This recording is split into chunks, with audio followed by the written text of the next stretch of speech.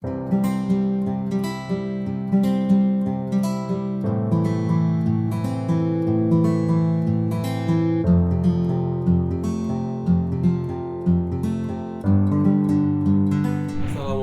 warahmatullahi wabarakatuh. Izin memperkenalkan diri, nama saya Tegar Kusuma. Saya mahasiswa dari Universitas Paletehan, jurusan S1 Keperawatan, kelas 1A. Baik, langsung saja. Di sini saya akan menjelaskan tentang parasitologi. Nah, parasitologi yaitu berasal dari kata parasitos, yang artinya organisme yang mengambil makanan, dan logos yaitu artinya ilmu. Dan secara artinya, parasitologi adalah ilmu yang mempelajari organisme yang hidup sementara atau tetap di dalam atau di permukaan organisme lain yang hinggap untuk mengambil makanan sebagian atau seluruhnya dari organisme tersebut. Nah, pembagian parasit selanjutnya ada dua, yaitu pertama, pitroparasit atau parasit tumbuhan terdiri dari jamur dan bakteri.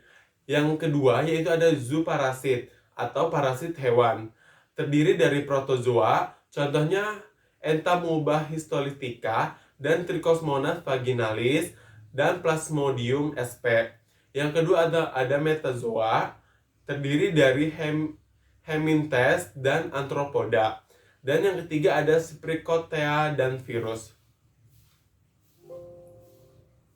Selanjutnya itu daur hidup parasit, di mana daur hidup ini kepentingannya mempelajari daur hidup parasit pada manusia adalah untuk mengetahui stadium dalam daur hidup parasit yang dipakai untuk kepentingan diagnosis.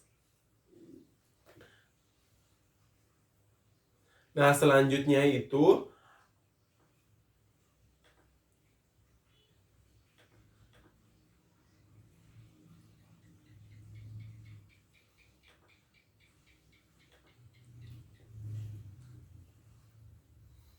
Selanjutnya itu adalah menurut keperluan akan hospes. Dibagi menjadi dua, yaitu parasit obligat, yaitu parasit yang selalu membutuhkan hospes dan akan mati jika tidak ada hospes. Contohnya itu cacing perut. Yang kedua adalah parasit fakultatif, di mana parasit ini hidup dengan mengambil makanan pada hospes tertentu, tetapi juga dapat hidup tanpa hospes. Contohnya adalah nyamuk. Dan selanjutnya adalah menurut jenis hospes yang dihinggapi. Ada dua, yaitu pertama parasit monoksen, yaitu parasit lain gitu. Tunggu aja. Baik, Assalamualaikum warahmatullahi wabarakatuh. Izin perkenalkan diri, nama saya Tegar Kusuma. Saya mahasiswa dari Universitas Paletehan, jurusan S1 Keperawatan, kelas 1A. Baik, saya di sini akan menjelaskan tentang parasitologi.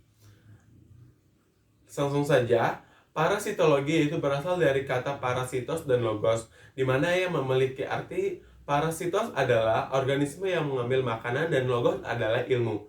Dan secara arti panjang, parasitologi adalah ilmu yang mempelajari organisme-organisme yang hidup sementara atau tetap di dalam atau di permukaan organisme lain yang dihinggapi untuk mengambil makanan sebagian atau seluruhnya dari organisme itu. Selanjutnya di sini ada pembagian parasit dibagi menjadi dua, yaitu ada pitroparasit yaitu parasit tumbuhan, contohnya adalah jamur dan bakteri. Yang kedua ada zooparasit atau parasit dari hewan. Di sini dibagi menjadi dua, yaitu ada protozoa, contohnya Entamoeba histolytica, Trichomonas vaginalis, dan Plasmodium sp. Yang kedua ada metazoa, contohnya Heminthes dan Arthropoda. Dan yang ketiga Spricotea dan virus.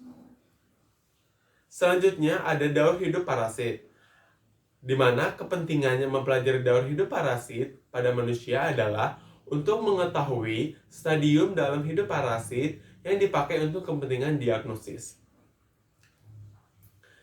Nah, menurut sifat hidupnya, parasit dikelompokkan menjadi, pertama menurut tempat hidupnya ada dua, yaitu ektoparasit, parasit yang hidup di permukaan hospes, contohnya Pediculus capitis, dan endoparasit, parasit yang hidup pada organ dalam hospes, contohnya Enterobium vermicularis.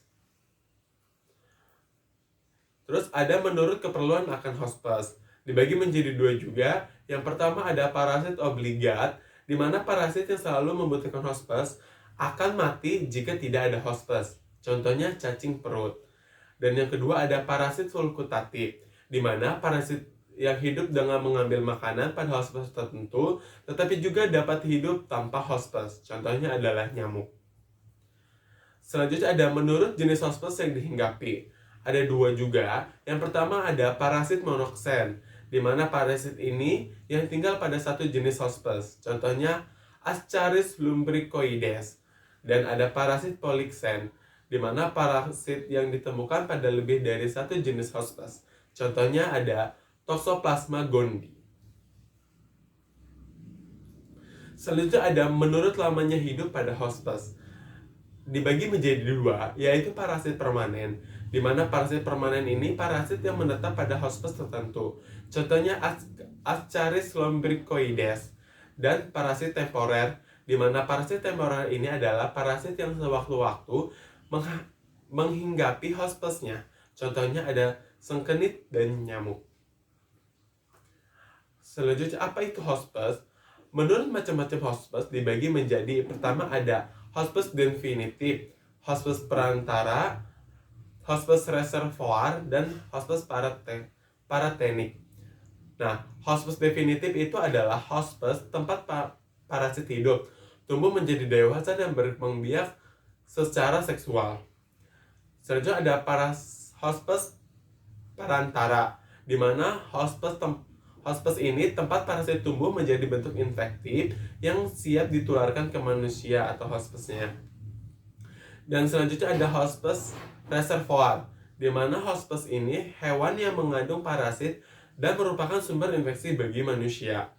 Dan terakhir adalah hospes paratenik, di mana hewan yang mengandung stadium infektif parasit tanpa menjadi dewasa, dan stadium ini akan dewasa jika ditularkan pada hospes definitif.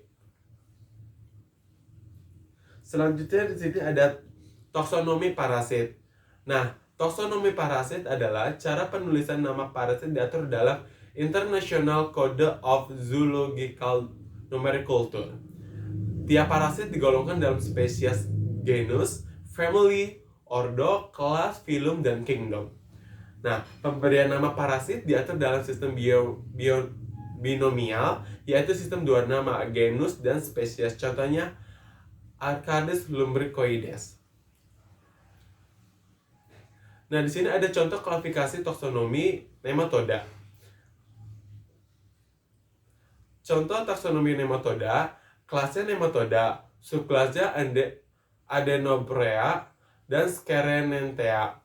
Ordonya itu ada Enopilida, Rabitida, Ascaridida, Oxyurida, Filarida. Dan superfamily-nya itu ada Trichosnelida,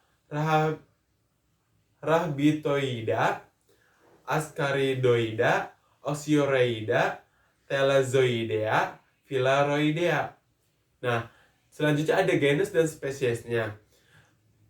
Di sini ada Trichinella spiralis, Trichuris trichirua, Strongyloides stercoralis, dan hookworm. Terus ada Ascaris lumbricoides, Toxocara canis, Toxocara cati. Selanjutnya ada Oxyuris vermicularis dan Telelazia sp.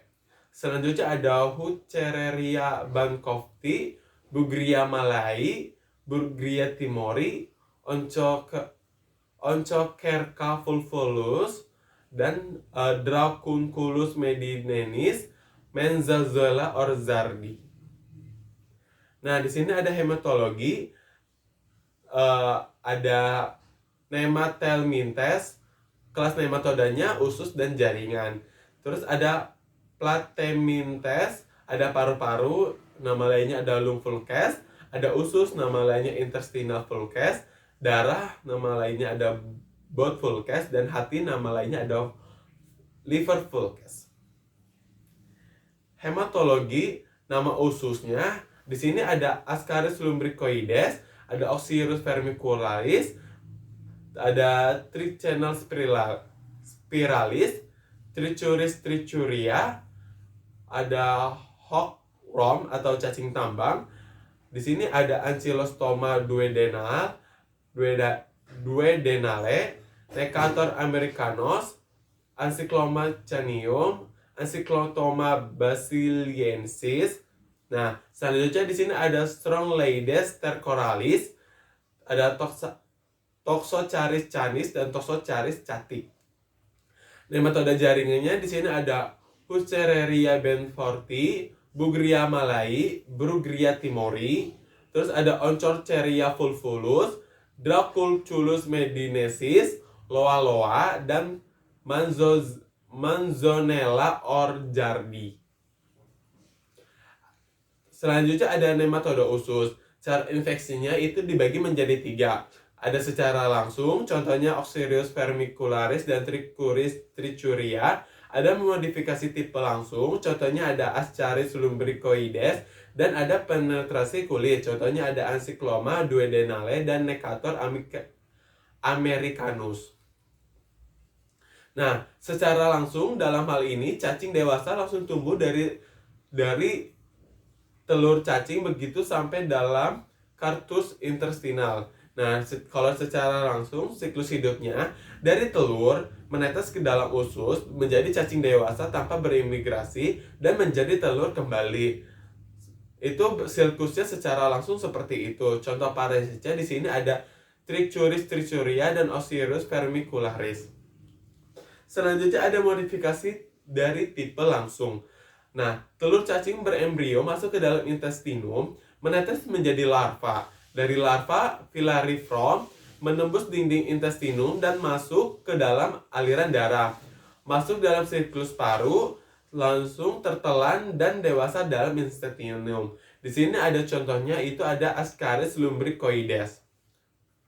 Nah, di sini terus selanjutnya ada tipe penetralisir kulit, di mana telur menetes di tanah berkembang dari larva Rhabditiform menjadi larva filariform atau soil transmit helminth.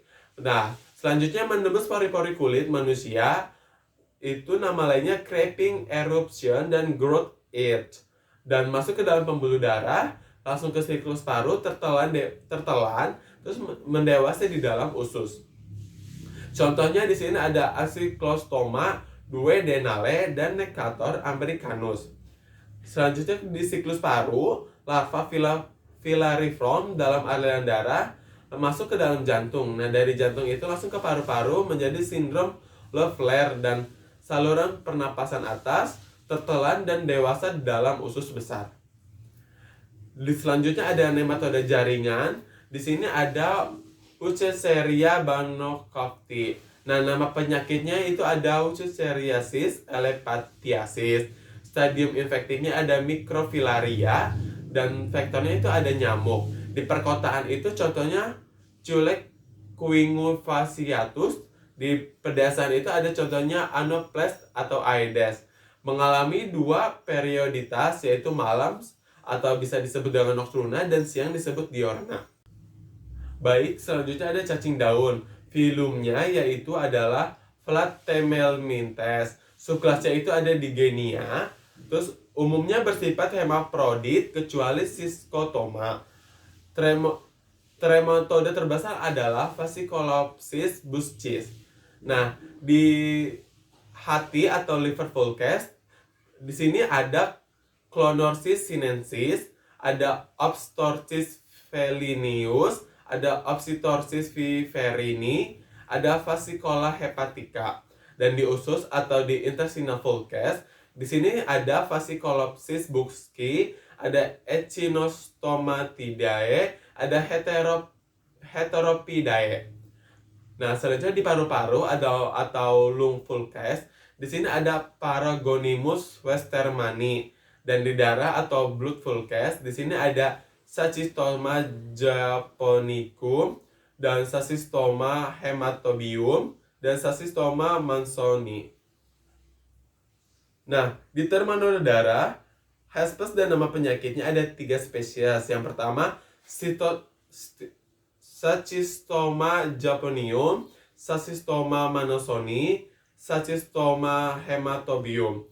Herpes definitifnya itu adalah manusia dan herpes perantaranya itu adalah binatang. Morfologi dan daur hidup. Di siklus hidup, termonoda darah atau usus. Di sini ada Miracedium, Sporokista, Redia anak, Redia induk, Serkaria, Metaserkaria. Bentuk infektifnya ada Metaserkaria. Termonoda hati dan paru. Di sini ada Miracedium, Sporokista 1 dan Sporokista 2. Selanjutnya menjadi Serkaria. Bentuk infektifnya adalah Serkaria. Baik, cukup sekian presentasi yang telah saya sampaikan tentang parasitologi. Mohon maaf apabila ada kata-kata yang kurang berkenan. Wabillahi taufiq wal hidayah. Wassalamualaikum warahmatullahi wabarakatuh.